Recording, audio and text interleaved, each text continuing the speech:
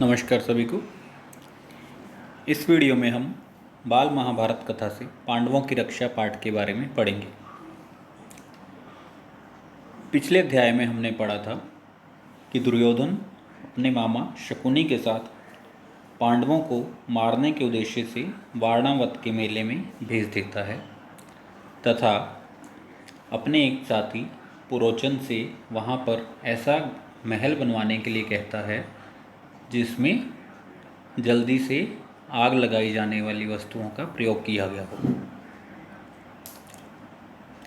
अब इस पाठ में हम पढ़ेंगे कि उस लाख के महल से, लाख के घर से पांडवों की रक्षा किस प्रकार से हुई। तो आइए शुरू करते हैं पांडवों की रक्षा। पांचों पांडव माता कुंती के साथ वारणावत के लिए चल पड़े। उनके हस्तिनापुर छोड़कर वारणावत जाने की खबर पाकर नगर के लोग उनके साथ हो लिए। बहुत दूर जाने के बाद युधिष्ठिर का कहा मानकर नगरवासियों को लौट जाना पड़ा। दुर्योधन के षड्यंत्र और उससे बचने का उपाय विदुर ने युधिष्ठिर को इस तरह गूढ़ भाषा में सिखा दिया था जिससे दूसरे लोग समझ न सकें। वारणावत के लोग पांडवों के आगमन की खबर पाकर बड़े खुश हुए और उनके वहां पहुंचने पर उन्होंने बड़े ठाठ से उनका स्वागत किया। जब तक लाख का भवन बनकर तैयार हुआ, पांडव दूसरे घरों में रहते रहे, जहां पुरोचन ने पहले से ही उनके ठहरने का प्रबंध कर रखा था। लाख का भवन बनकर तैयार हो गया तो पुरोचन ने उन्हें उसमें ले आया। भवन में प्रवेश करते ही युधिष्ठिर ने उसे खूब ध्यान से देखा। विदुर की बातें उन्हें याद थी।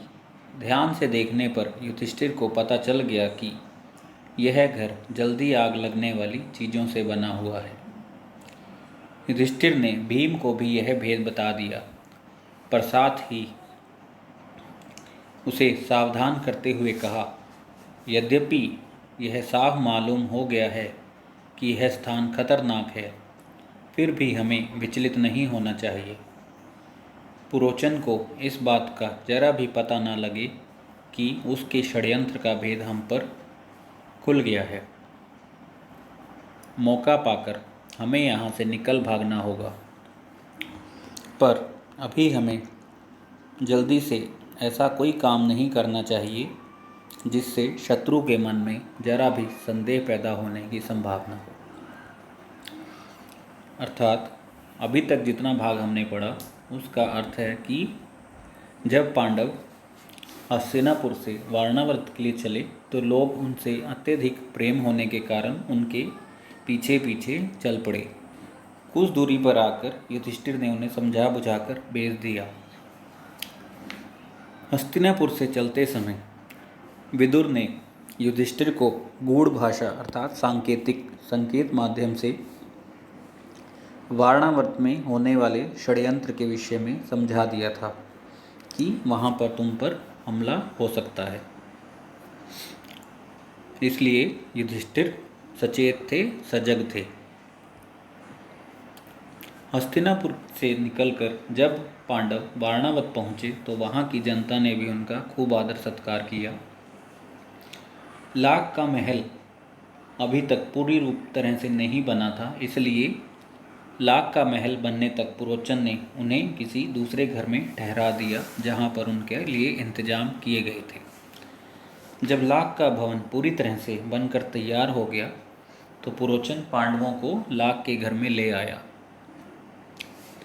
महल में प्रवेश करते ही युधिष्ठिर ने महल को ध्यान से देखा तथा उसे विदुर की बातों की याद आ गई कि यहाँ पर खतरा है। महल को देखते ही वह समझ गया कि इस महल को बनाने में ऐसी चीज़ों का प्रयोग किया गया है जो जल्दी आग पकड़ लेती है।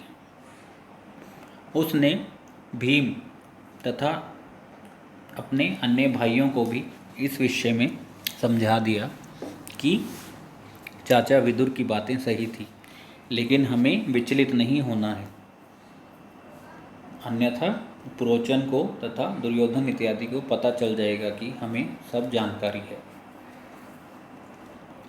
युधिष्ठिर की इस सलाह को भीमसेन सहित सब भाइयों तथा कुंती ने मान लिया। वे उसी लाख के भवन में रहने लगे। इतने में विदुर का भेजा हुआ एक सुरंग बनाने वाला कारीगर वारणावत नगर में आ पहुंचा। उसने एक दिन पांडवों को अकेले में पाकर उन्हें अपना परिचय देते हुए कहा कि आप लोगों की भलाई के लिए हस्तिनापुर से रवाना होते समय विदुर ने युधिष्ठिर से सांकेतिक भाषा में जो कुछ भी कहा था वह सब मैं जानता हूँ। यही मेरे सच्चे मित्र होने का सबूत है। आप मुझ पर भरोसा रखें। मैं आप लोगों की रक्षा का प्रबंध करने के लिए ही आया। इन पंक्तियों का भाव है कि युधिष्ठिर के कहने पर पांडवों ने उसकी बात मान ली। कुछ समय बाद विदुर ने एक सुरंग बनाने वाले कारीगर को वारणावत में पांडवों की सुरक्षा के लिए भेजा। एक दिन उसने युधिष्ठिर से कहा कि मैं आपकी तथा विदुर जी की सांकेतिक बातों के विषय में जानता हूँ, इसलिए आप मुझ पर पूरी तरह से विश्वास कर सकते हैं। मुझे आपकी सहायता के लिए ही यहाँ पर भेजा गया है। इसके बाद वह कारीगर महल में पहुँच गया और गुप्त रूप से कुछ ही दिनों में उसने एक सुरंग बना दी। इस रास्ते से पांडव महल के अंदर से नीचे ही नीचे 4 दीवारी और गहरी खाई को लांघकर सुरक्षित बेखटके बाहर निकल सकते थे। बेखटके का अर्थ है बिना शोर किए, बिना किसी को पता लगे। यह काम इतने गुप्त तरीके से हुआ कि और खूबी से हुआ कि पुरोचन को अंत तक इस बात की खबर न होने पाई। पुरोचन ने लाख के भवन के द्वार पर ही अपने रहने के लिए स्थान बनवा लिया था। इस कारण पांडवों को भी सारी रात हथियार लेकर चौकन्ने रहना पड़ता था।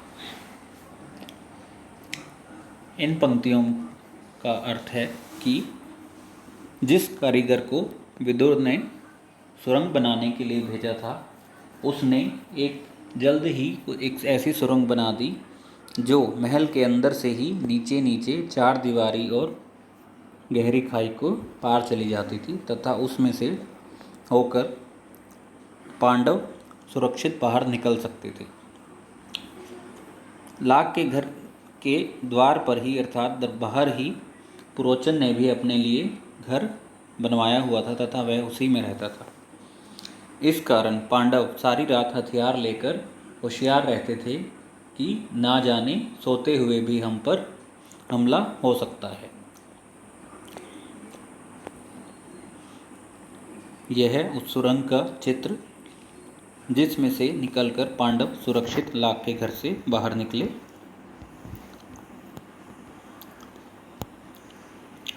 एक दिन पुरोचन ने सोचा कि अब पांडवों का काम तमाम करने का समय आ गया है। समझदार युधिष्ठिर उसके रंग ढंग से ताड़ गए कि वह क्या सोच रहा है। युधिष्ठिर की सलाह से माता कुंती ने उसी रात को एक बड़े भोज का प्रबंध किया। नगर के सभी लोगों को भोजन कराया गया। बड़ी धूमधाम रही, मानो कोई बड़ा उत्सव। खूब खा पीकर भवन के सब कर्मचारी गहरी नींद में सो गए। पुरोचन भी सो गया। आधी रात के समय भीमसेन ने भवन में कई जगह आग लगा दी और फिर पांचों भाई माता कुंती के साथ सुरंग के रास्ते अंधेरे में रास्ता टटोलते टटोलते बाहर निकल गए। भवन से बाहर वे निकले ही थे कि आग ने सारे भवन को अपनी लपटों में ले लिया। पुरोचन के रहने के मकान में भी आग लग गई। सारे नगर के लोग इकट्ठे हो गए और पांडवों के भवन को भयंकर आग की भेंट होते देखकर हाहाकार मचाने लगे। कौरवों के अत्याचार से जनता क्षुब्ध हो उठी थी। क्षुब्ध का अर्थ है दुखी होना, और तरह तरह से कौरवों की निंदा करने लगी। लोग क्रोध में अनाप शनाप बकने लगे, हाय तौबा मचाने लगे और उनके देखते देखते सारा भवन जलकर राख हो गया। पुरोचन का मकान और स्वयं पुरोचन भी आग की भेंट हो गया। ऊपर के पद्यांश में बताया गया है कि जब पांडवों को वारणावत में लाख के घर में रहते हुए काफ़ी समय हो गया तो एक दिन पुरोचन ने सोचा कि अब इनका काम तमाम कर देना चाहिए, अर्थात इनको मार देना चाहिए। पुरोचन को देखकर युधिष्ठिर सब भांप गए कि वह क्या सोच रहा है। इसलिए उसने माता कुंती से यह बात की। तो माता कुंती ने एक बहुत बड़े भोज अर्थात भोजन का आयोजन किया, जिसमें नगर के सब लोगों को और पुरोचन तथा उसके परिवार को भी बुलाया गया। रात के समय खाना खाकर सब कर्मचारी सो गए तथा पुरोचन भी सो गया। तो आधी रात के समय पांडव उठकर सुरंग के रास्ते बाहर निकल गए तथा जाते समय भीम ने भवन में जगह जगह पर आग लगा दी। जब पांडव सुरक्षित सुरंग के रास्ते से बाहर निकले, उस समय तक महल पूरी तरह से आग की भेंट चढ़ चुका था। नगर के लोगों को जैसे ही इस विषय में जानकारी हुई तो वह बहुत दुखी हुए, क्योंकि सब जानते थे कि यह दुर्योधन की ही चाल है। उस आग में पुरोचन का घर भी जल गया और पुरोचन भी जल गया। वारणावत के लोगों ने तुरंत ही हस्तिनापुर में खबर पहुंचा दी कि पांडव जिस भवन में ठहराए गए थे वह जलकर राख हो गया है और भवन में कोई भी जीता नहीं बचा। धृतराष्ट्र और उनके बेटों ने पांडवों की मृत्यु पर बड़ा शोक मनाया। वे गंगा किनारे गए और पांडवों तथा कुंती को जलांजलि दी। फिर सब मिलकर बड़े जोर से रोते और विलाप करते हुए घर लौटे। परंतु दार्शनिक विदुर ने शोक को मन ही में दबा लिया, अधिक शोक प्रदर्शन ना किया। यहाँ पर दार्शनिक का अर्थ है जो केवल देखने के लिए था, अर्थात विदुर सब जानते थे, इसलिए वह केवल दिखावे के लिए ही शोक कर रहे थे। इसके अलावा विदुर को यह भी पक्का विश्वास था कि पांडव लाख के भवन से बचकर निकल गए होंगे। पितामह भीष्म तो मानो शोक के सागर ही में थे, पर उनको विदुर ने धीरज बंधाया और पांडवों के बचाव के लिए किए गए अपने सारे प्रबंध का हाल बताकर उन्हें चिंता मुक्त कर दिया।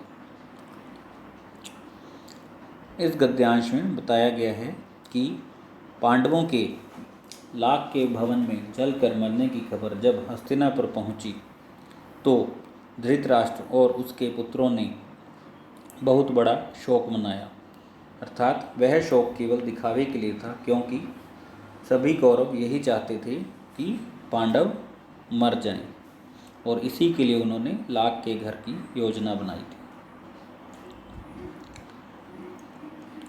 इन सब के विपरीत विदुर केवल दूसरों को दिखाने के लिए ही शोक में डूबे थे, क्योंकि वह जानते थे कि पांडव वहां से सुरक्षित बच गए होंगे तथा भीष्म पितामह, जिन्हें विदुर द्वारा पांडवों की रक्षा के लिए किए गए उपायों की जानकारी नहीं थी, वह यही सोच रहे थे कि पांडव और कुंती सच में मर गए हैं। किंतु विदुर ने उन्हें अपनी योजना बनाकर चिंता मुक्त कर दिया था। लाख के घर को जलता हुआ छोड़कर पांचों भाई माता कुंती के साथ बच निकले और जंगल में पहुंच गए। जंगल में पहुंचने पर भीमसेन ने देखा कि रात भर जगे होने तथा चिंता और भय से पीड़ित होने के कारण चारों भाई बहुत थक गए हैं। माता कुंती की दशा तो बड़ी ही दयनीय थी, बेचारी थक कर चूर हो गई थी। सो महाबली भीम ने माता को उठाकर अपने कंधे पर बिठा लिया और नकुल एवं सहदेव को कमर पर ले लिया। युधिष्ठिर और अर्जुन को दोनों हाथों से पकड़ लिया और वह उस जंगली रास्ते में उन्मत्त हाथी के समान झाड़ झंखाड़ और पेड़ पौधों को इधर उधर हटाता हुआ रौंदता हुआ तेजी से चलने लगा। जब वे सब गंगा के किनारे पहुँचे तो वहाँ विदुर को की भेजी हुई एक नाव मिली।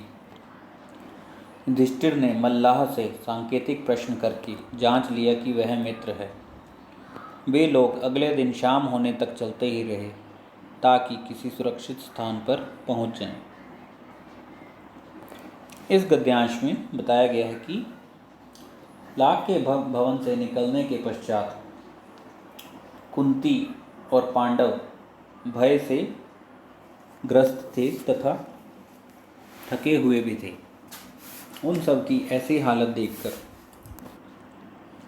भीम ने कुंती को अपनी पीठ पर कंधे पर बैठा लिया और नकुल तथा सहदेव को कमर पर बैठाकर युधिष्ठिर और अर्जुन को हाथों से पकड़ लिया और वह जंगल के रास्ते में उन्मत्त हाथी का यहाँ पर अर्थ है जो हाथी बुखला जाता है या मस्त हो जाता है।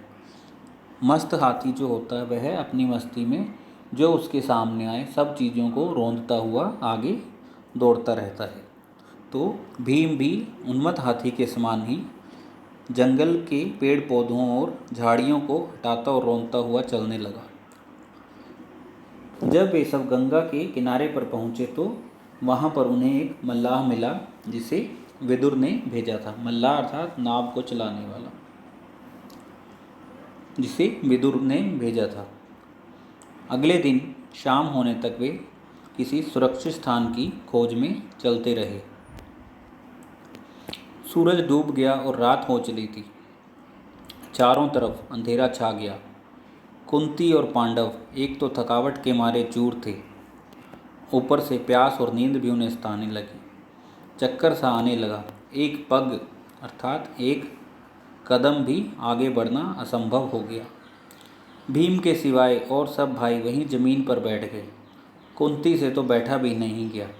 वह दीन भाव से बोली, मैं तो प्यास से मरी जा रही हूँ, अब मुझे बिल्कुल भी चला नहीं जाता। धृतराष्ट्र के बेटे चाहें तो भले ही मुझे यहाँ से उठा ले जाएं, मैं तो यहीं पड़ी रहूँगी। यह कहकर कुंती वहीं जमीन पर गिरकर बेहोश हो गई।